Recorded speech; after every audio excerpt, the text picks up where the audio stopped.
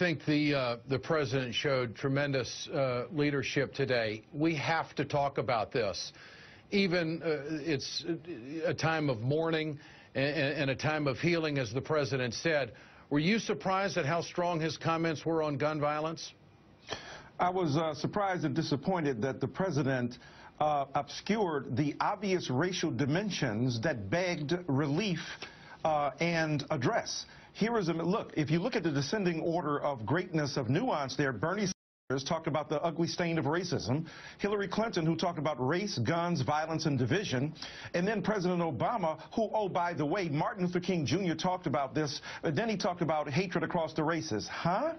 The question is, Ed, when will this president finally see that he doesn't have to run from his race or run from blackness, which are obviously there, and that tethered to the issue of gun control and violence in this country, he must use his bully pulpit to excoriate those forces that are demonizing all American citizens, in this case who happen to be African American. When a young white man goes into a church and says, I'm here to kill black people, the president cannot pretend this is an issue of gun violence, because if that man had a knife, he would have tried to kill the people with a knife.